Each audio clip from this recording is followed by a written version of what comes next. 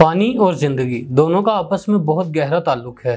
साइंसदान हर वक्त दूसरे सैयारों पर पानी के निशानात ही ढूंढते रहते हैं ताकि ये पता लग सके क्या वहाँ भी जिंदगी का बसना मुमकिन है या नहीं। हमारे यहाँ अगर पानी की कमी हो जाए तो कहत पड़ जाता है, खुराक की शदीद कमी हो जाती है। दूसरी तरफ अगर यही पानी ज़रूरत से ज़्यादा आ जाए तो भी नुकसान हो जाता है और लोगों को नकल मकानी करना पड़ती है। यानी पानी एक ऐसी चीज़ है जिसका हमारी ज़िंदगियों पर बड़ा गहरा असर है। कभी बरतानिया, फ्रांस और स्पेन पानी के ज़रिए दुनिया के दूर दूर के इलाकों पर हुकूमत किया करते थे।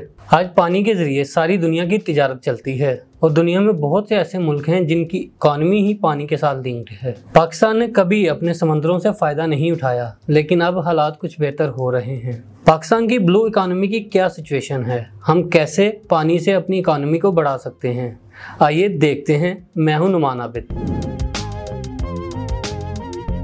ब्लू इकॉनमी इकोनॉमिस्ट की एक टर्म है जिसमें पानी से हासिल होने वाली सारी मईशत आ जाती है। यानी जो भी पैसा कोई मुल्क या इदारा पानी के जरिए कमाता है वो ब्लू इकॉनमी में आ जाता है। पाकिस्तान में ये टर्म वैसे तो आम लोगों में मशहूर नहीं है, लेकिन इसका ये हरगिज़ मतलब नहीं है कि इसमें कोई पोटेंशियल नहीं है। WWF की 2015 की एक रिपोर्ट के मुताबिक अगर समंदर से हासिल होने वाली इकॉनमी को GDP में मेजर किया जाए तो वो कम से कम 2.5 ट्रिलियन डॉलर तक बनती है। और अगर बाकी तमाम फ़वाइद जो समंदर हमें देता है उसको पैसों में मेजर किया जाए तो वो तकरीबन 24 ट्रिलियन डॉलर के करीब पहुंच जाता है। यानी हर साल दुनिया इतना फ़ायदा उठाती है ब्लू इकॉनमी से। इससे आपको ब्लू इकॉनमी के पोटेंशियल का अंदाज़ा तो हो गया होगा, और ये सब सिर्फ इसीलिए मुमकिन है क्योंकि दुनिया भर तकरीबन 71% पानी है। यानी कि ज़मीन से ज़्यादा तो पानी है दुनिया में। सब कुछ पानी के ज़रिए ही हो रहा है। ट्रेड, फ़ौजी मशकें, जंगें, फ़िशिंग, पैसेंजर ट्रांसपोर्टेशन, मईशत। बरतानिया जिसके बारे में मशहूर था कि उसकी सरजमीन पर कभी सूरज ग़रूब नहीं होता, वो भी अपनी नेवी की वजह से ही एक आलमी ताकत था और पूरी दुनिया को अपने पीछे लगाया हुआ था। आज भी सी पैक और ओबोर में समंदरों की अहमियत सबसे ज़्यादा है। चीन गवादर से होकर अरब ममालिक और अफ्रीका तक समंदर के रास्ते से ही जा रहा है। तो इस बात से आपको ये अंदाज़ा तो हो गया होगा कि पानी की अहमियत आज की इंटरनेशनल दुनिया में कितनी ज़्यादा है। इसके अलावा अगर ट्रेड की बात की जाए तो यूनाइटेड नेशंस के मुताबिक 2018 में पूरी दुनिया की 80% ट्रेड पानी के जरिए हुई थी। कोविड के बाद जब आलमी इंडस्ट्री दोबारा खुली तो इसी ट्रेड की कीमतें कई गुना बढ़ गईं। और अगर अब फिशिंग की बात कर लें तो वर्ल्ड बैंक के मुताबिक सिर्फ 2018 में पूरी दुनिया में होने वाली फिशिंग की कुल कीमत तकरीबन 400 बिलियन डॉलर तक थी और दुनिया में तकरीबन 10 से 12% लोगों का रोजगार मछलियों और समंदर से मिलने वाले कीमती पत्थरों और पौधों वगैरह से जुड़ा है।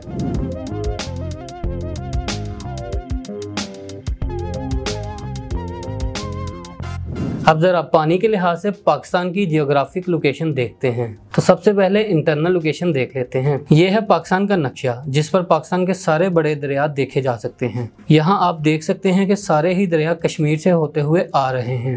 यही वजह है कि कश्मीर को पाकिस्तान की शहरक कहा गया है। पानी नहीं होगा तो कुछ नहीं होगा, इसलिए पानी की कदर किया करें। हमारे यहाँ पानी बहुत ज़ाया किया जाता है। खैर वापस आते हैं दरियाओं पर। सिंध तास माहदे के मुताबिक रावी, सतलुज और ब्यास पर इंडिया का कंट्रोल है, लेकिन चनाब, जहलम और सिंध पाकिस्तान के हिस्से में आते हैं। ये दरिया पाकिस्तान के लिए बहुत ज़रूरी हैं क्योंकि पाकिस्तान में होने वाली काश्तकारी का एक बड़ा हिस्सा इन्हीं दरियाओं से निकलने वाली नहरों से होता है। यानी पाकिस्तान की ब्लू इकॉनमी में इन दरियाओं का अहम किरदार है। वैसे दरियाओं की बात हो ही रही है तो आपको एक फन फैक्ट बताता चलूँ। ये जो अपना दरियाए सिंध है इसमें कभी कश्तियाँ भी चला करती थी। और जनाब ये कोई छोटी मोटी कश्तियों की बात नहीं हो रही, ये बड़ी मल्टीपल स्टोरीज वाली कश्तियों की बात हो रही है। 19वीं सदी में नवाब ऑफ बहावलपुर के ज़ेरे इस्तेमाल कश्ती जिसका नाम इंडस क्वीन था, वो आज भी दरिया सिंध में कहीं पड़ी सड़ रही है। एक ऐसा दौर भी था कि दरिया सिंध में कश्तियाँ ट्रैवल और ट्रेड के लिए इस्तेमाल की जाती थी। हैरत की बात है ना, हम लोग वक्त के साथ साथ आगे बढ़ने की बजाय पीछे आते जा रहे हैं। अब बात को जरा दरियाओं से समंदर की तरफ लाते हैं। अगर हम पाकिस्तान का मैप थोड़ा जूम आउट करके देखें तो हमें बहरा अरब और अरेबियन सी नज़र आता है। यह समंदर पाकिस्तान को पूरी दुनिया की ब्लू इकॉनमी से मिला देता है। बहरा अरब बहरे हिंद से मिलता है जहाँ से असल ग्लोबलाइजेशन शुरू हो जाती है। वैसे यहाँ मैं ज़रा बहरा और बहरा में फ़र्क बताता चलूँ। जैसे कि बहरा अरब और बहरे हिंद है तो जनाब बहरा इस्तेमाल होता है समंदर के लिए, यानी सी के लिए। समंदर ज़रा छोटा होता है और जहाँ पानी खुश्की से बहुत दूर आ जाए यानी खुले में आ जाए तो उसे ओशियन या बहर कहते हैं। दुनिया में सिर्फ 5 ही ओशियंस हैं बाकी सब समंदर, दरिया या झीलें वगैरह ही हैं।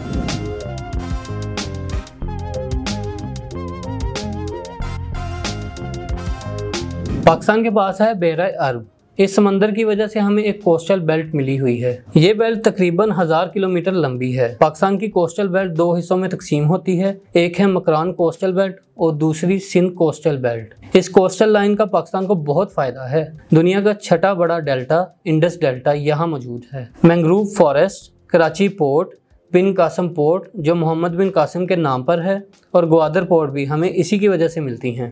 और इनके अलावा ढेरों बीचेस जैसे क्लिफ्टन, हॉक्स बे, पैराडाइज पॉइंट, ओरमाड़ा और कुंडमलीर वगैरह शामिल हैं।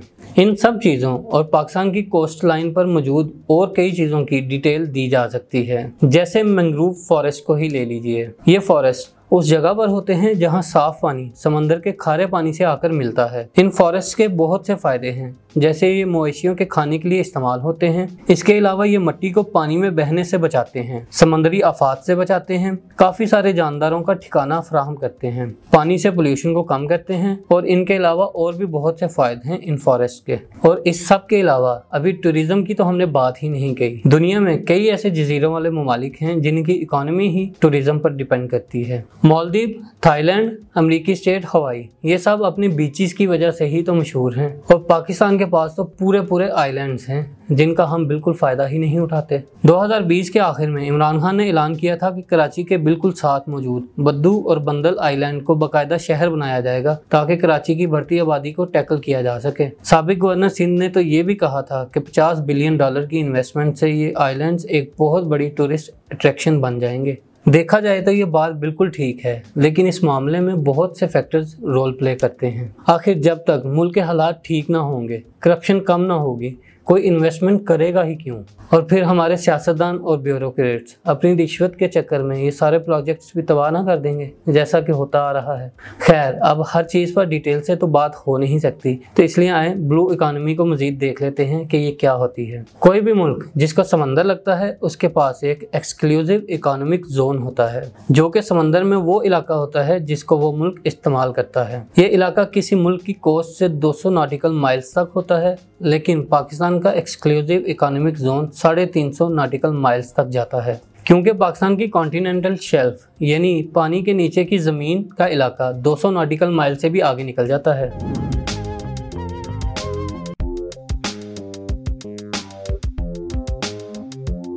अब इस एक्सक्लूसिव इकोनॉमिक जोन का फ़ायदा उस मुल्क को ये होता है कि उस पानी के नीचे जितने भी रिसोर्सेज निकलते हैं वो उस मुल्क के लिए होते हैं, और उन रिसोर्सेज को वो मुल्क इस्तेमाल करके फ़ायदा उठा सकता है। यानी उसके नीचे से अगर तेल निकल आए, जवाहरात निकल आए, हीरे निकल आए, सोना निकल आए, वो उस मुल्क का है, और फिशिंग तो जाहिर है उसी मुल्क की होगी। तो अब ये पाकिस्तान पे डिपेंड करता है कि वो इसका फ़ायदा कैसे उठाता है। पिछले जितने भी पॉइंट्स डिस्कस किए हैं वो तो अपनी जगह पर हैं, लेकिन पाकिस्तान के पास कुछ ऐसे मज़ीद पॉइंट्स भी हैं जिनसे वो अपनी ब्लू इकोनॉमी में बड़ा फ़ायदा उठा सकता है। और इनमें सबसे पहले आता है CPEC, China Pakistan economic corridor, जिसे हमारे यहाँ एक गेम चेंजर प्रोजेक्ट भी कहा जाता है। वो वाकई हमारी इकोनॉमी को हिला कर रख सकता है, इसमें बहुत ज़्यादा पोटेंशियल है। इसका आइडिया मैं आपको नंबर से देता हूँ। आप चाइना के पूरे मुल्क नहीं बल्कि एक सूबे ह्यूबे की GDP को देख लें, ये तकरीबन $570 बिलियन बनती है। इसके अलावा चाइना की सबसे बड़ी GDP वाला सूबा ग्वांगडोंग है, जिसकी GDP है $1.75 ट्रिलियन, और चाइना के सबसे कम तरक्की याफ्ता सूबों में से एक है शिनजियांग, जिसकी GDP है तकरीबन $220 बिलियन। और दूसरी तरफ अगर आप पूरे पाकिस्तान की GDP देख लें तो वो बड़ी मुश्किल से $350 बिलियन के करीब बनती है। तो चाइना के लिए 60-70 बिलियन डॉलर लगाना कोई मसला ही नहीं है, लेकिन पाकिस्तान जैसे मुल्क के लिए ये रकम बहुत मायने रखती है। अब CPEC के जरिए जाहिर सी बात है असल फायदा तो चाइना को ही होगा, क्योंकि ट्रेड उसी की बढ़ेगी, लेकिन पाकिस्तान को भी इससे बहुत फायदा होगा। हमें ग्वादर पोर्ट मिल गई है, और ग्वादर पोर्ट एक डीप सी पोर्ट है। इससे ज़रिए हम अपनी ब्लू इकोनॉमी को कहां से कहां ले जा सकते हैं, और अगर हमारी ट्रेड बढ़ती है तो उसको हैंडल करने के लिए कैपेबिलिटी भी होगी हमारे पास। इस वक्त ग्वादर के अलावा पाकिस्तान के पास 2 पोर्ट्स हैं कराची में, जिनके ज़रिए मुल्क में सारी ट्रेड हो रही है। अगर एक और ग्वादर पोर्ट आ जाएगी तो इससे ट्रेड ज़्यादा ही होगी, कम तो नहीं होगी। और दूसरी चीज़ जो हमारी ब्लू इकोनॉमी को फ़ायदा हो जाएगी वो है सारी सेंट्रल एशिया की मार्केट। अगर आप सेंट्रल एशिया के मैप को देखें तो आप एक चीज़ नोट करेंगे कि उसके पास कोई भी ऐसा समंदर नहीं है जो ग्लोबल वाटर के साथ मिलता हो। पाकिस्तान की जोग्राफियाई लोकेशन ही कुछ ऐसी है कि दूसरे मुल्कों को भी हमारे से समंदर की रसाई हासिल करना पड़ती है। उन सब मुल्कों की ट्रेड भी अगर ग्वादर से ही होकर जाएगी तो सोचें पाकिस्तान का कितना फ़ायदा होगा। शिप्स के आने जाने पर पाकिस्तान टैक्स भी इकट्ठा करेगा क्योंकि हमारी पोर्ट इस्तेमाल हो रही होगी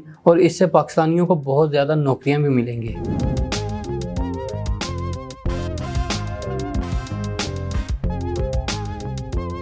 पाकिस्तान की ब्लू इकानमी का पोटेंशियल तो हमने समझ लिया और बहुत कुछ है जो किया जा सकता है। पाकिस्तान की इकानमी को दुनिया की बड़ी बड़ी इकानमीज की साफ में शामिल किया जा सकता है, लेकिन बस एक चीज़ की ज़रूरत है और वो है साफ नीयत। इसके अलावा कुछ नहीं हो सकता। बाकी तो चीज़ें हमारे सामने पड़ी हैं, अब हमने इस्तेमाल कैसे करना है इस पर डिपेंड करता है। करने को तो बहुत कुछ है, लेकिन ये तब होगा ना जब नीयत होगी।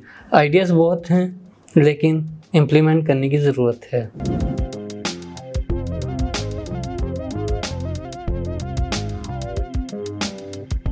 सिंध में जो बद्दू और बंदल आइलैंड्स पर काम होना था, उसके बीच सिंध गवर्नमेंट आ गई।